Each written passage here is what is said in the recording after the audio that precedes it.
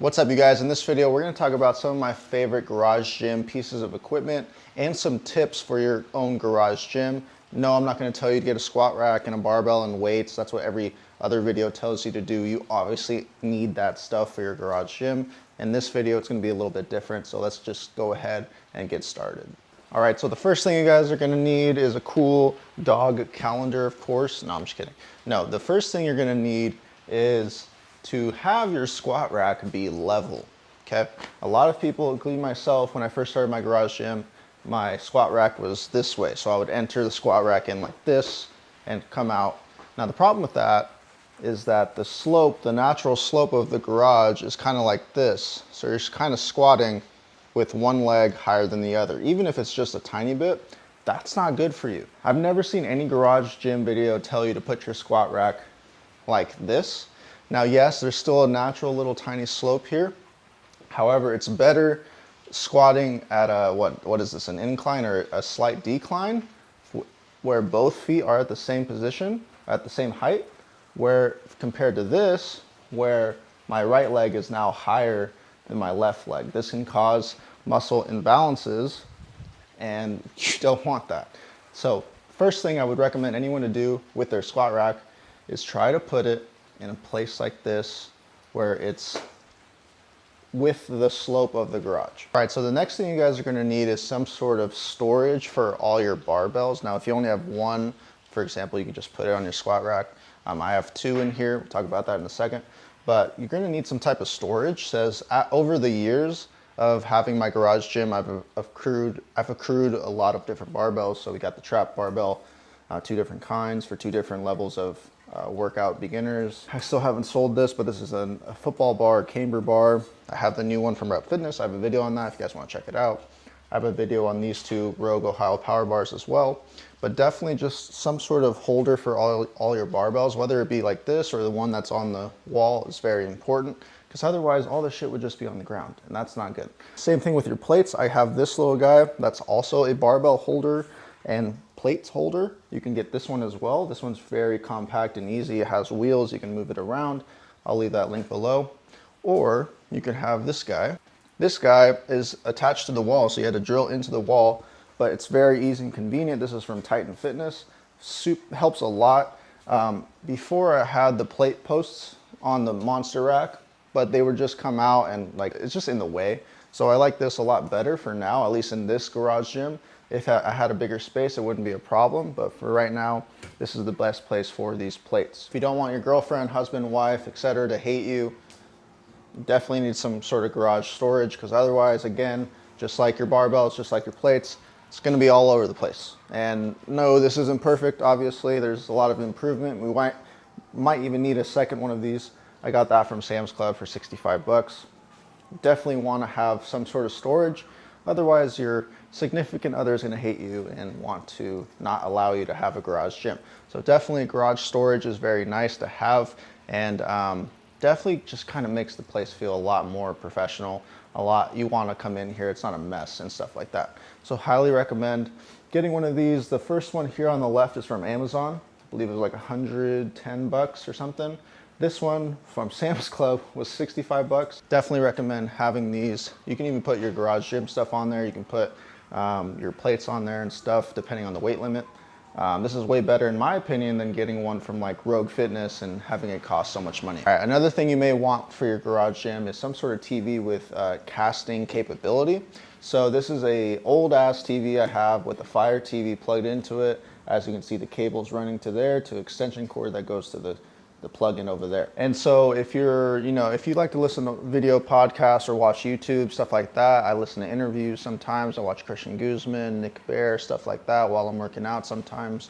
Put it up here, cast it to here, and have it play for you. That's really nice to have. So highly recommend doing something like this if you want to listen to that type of stuff while you work out in your home. Second thing is a whiteboard. So you can write out your workouts on here. You can plan out videos. You can do stuff like that with a whiteboard. Obviously, just track your progress, stuff like that. Get wild. There's a million possibilities you can do with a whiteboard. Third thing now is the clock. Obviously, if you're doing some sort of HIIT intervals, some type of circuit training, Definitely nice to have a clock like this. This one was like 10 bucks I found at Goodwill. So definitely get one like that. Definitely have some sort of, again, storage. Storage is super important. Having these all over the ground or just somewhere random is not cool. Definitely have these here. Now what I have are, this is for weighted pull-ups. These are obviously belts. One for people who can lift heavier, one that's more beginner friendly. I have videos on all of these, I believe. A George Kittle jersey, obviously if you want to have one of those.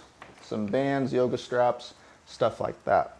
Now these things are optional, but they really enhance your, especially the TV, really enhances your time here in your garage gym, especially if you train in the morning or something like that. You can definitely put music on here as well. So highly recommend this type of setup in your garage gym. All right, look, not everyone's gonna have 2 squat racks like I do, obviously. This is the Rogue SML1 70-inch variant. I have plenty of videos on this on my channel if you want to check it out. Stood the test of time for I don't know how many years, so check that out. Then we have the Rogue Monster Rack here. Now, the tip I have is if you do have room for 2 squat racks, definitely do it. You can do a lot more supersets. So having 2 barbells and 2 squat racks, for example, I could do bench press here and then come over here and do some sort of barbell rows, right? I could do shoulder press and then rows. I can do some sort of superset, some Romanian deadlifts and squats, stuff like that. You don't have to take off all the weights and stuff like that. It's a lot easier and simpler to do. Now the reason I have 2 squat racks is 1, I have a couple friends come over, work out sometimes. 2, I used to train clients, still might in the future. So I definitely want to have that option if I want to. And again, 3, for those superset capabilities, there's a lot of room here, a lot of different possibilities I can do with 2 squat racks, 2 barbells, 2 pairs of weights for each. All right, another cool thing having is the cable attachment system. Obviously this doesn't have any weight on it. You have multiple different exercises you can do with the cable system. This is just attached via this strap. I have a video on this guy if you guys want to check that out. But basically you put plates on here, do any type of face pulls, rows, stuff like that, bicep curls. You can also do it with it kind of flipped.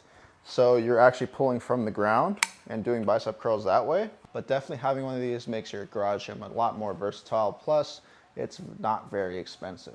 So definitely having some sort of cable attachment. Now you do need to attach it somewhere like a pull-up bar or even somewhere on your wall. But if you have a squat rack like this with a pull-up bar, definitely attach it to that. All right, 2, get yourself some power blocks. These go all the way up from 5 pounds to 90 pounds. Very versatile, doesn't take up a whole lot of room. As you can see, I don't even have the stand for it. I just put it on this bench here.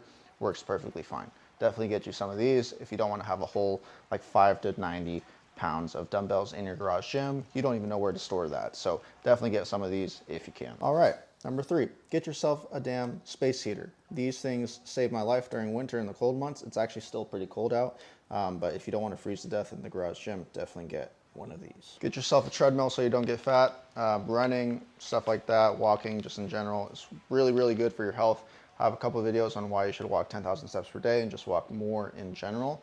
But definitely having some sort of treadmill is definitely a great thing to have, whether it be an elliptical, a bike, a Peloton, bike, whatever, do that. All right, now also I do recommend some sort of desk. So this is a desk with like wheels and a chair. Now this is obviously not necessary, but something that I use, especially since I make videos and work online a lot and do websites and stuff like that. It's nice to come out here and work sometimes, so definitely like that as well. So that's my kind of recommended tools and equipment. I can go over a bigger in-depth just garage tour of everything I have, but that's gonna be it for this video, you guys. Thank you guys for watching, and I'll see you on the next one. Peace.